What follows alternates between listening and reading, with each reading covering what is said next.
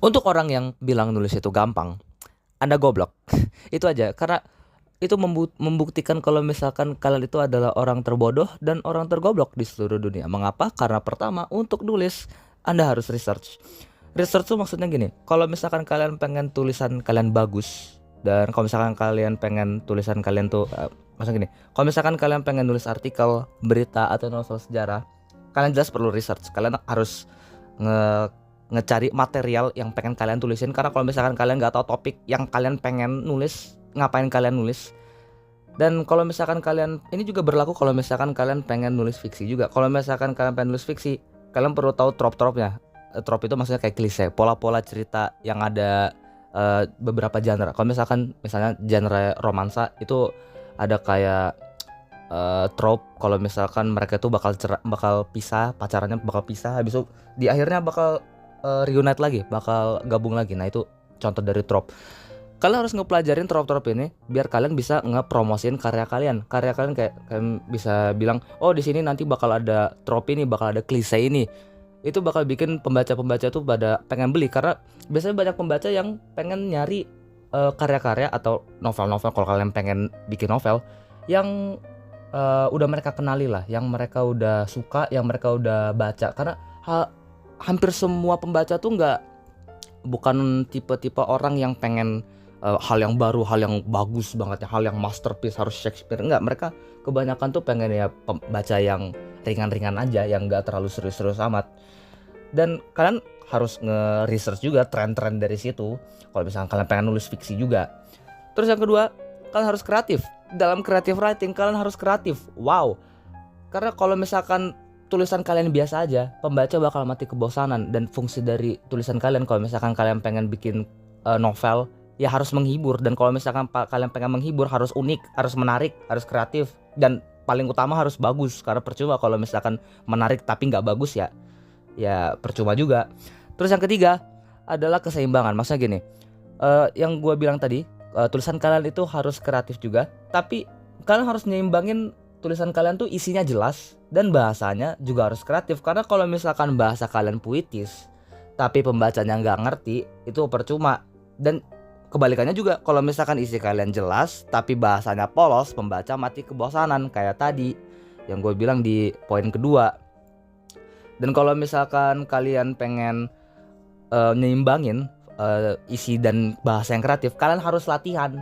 Kalian benar-benar harus latihan. Nggak ada cara lain, nggak ada kayak tricks tutorial di YouTube.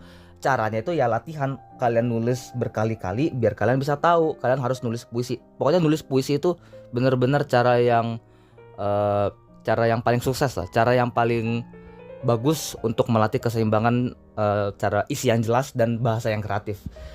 Terus lanjut ke yang keempat, ini adalah hal yang paling anjing dalam proses menulis, yaitu revising. Karena gini, kalau misalkan kalian pengen nulis sesuatu, kalian itu ada yang namanya drafting. Drafting itu ya pokoknya ada draft 1, draft 2. Pokoknya kalian harus tulis ulang lah.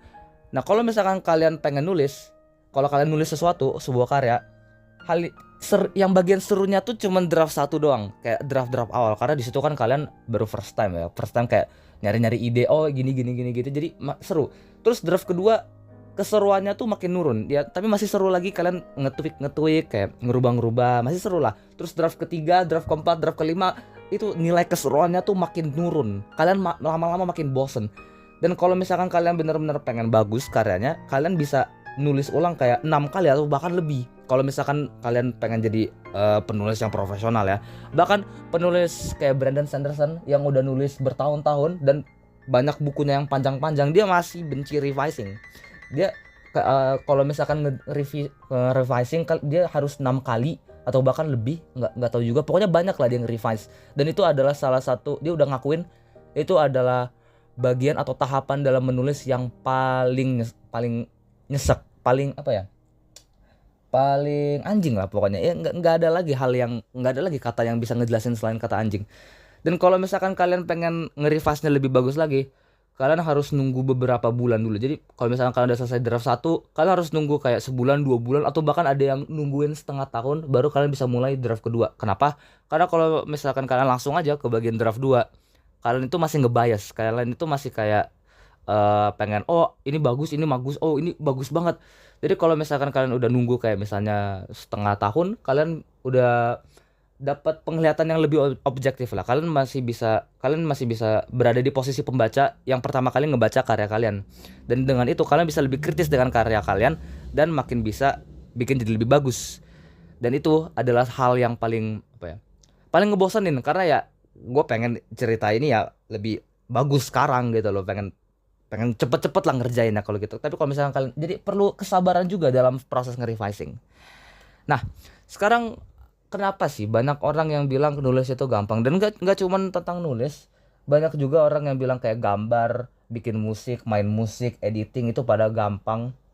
Ya pokoknya tentang hal-hal seni lah. Nggak, bukan karena mereka goblok seperti di thumbnail, tapi karena mereka tolol. Jadi karena sebagian besar dari mereka atau bahkan mungkin semuanya, mereka itu nggak tahu cara nulis. Mereka itu cuman mereka bisa baca, mereka literasi, mereka nggak buta huruf, tapi mereka nggak tahu cara nulis yang bagus, bener-bener bagus gitu loh. Dan gara-gara mereka nggak tahu cara nulis, mereka anggap menulis itu gampang. Ah, coba nulis ini doang, gue mah udah bisa nulis, gue nggak buta huruf. Dan gara-gara mereka nganggap nulis itu gampang, mereka ngeremehin.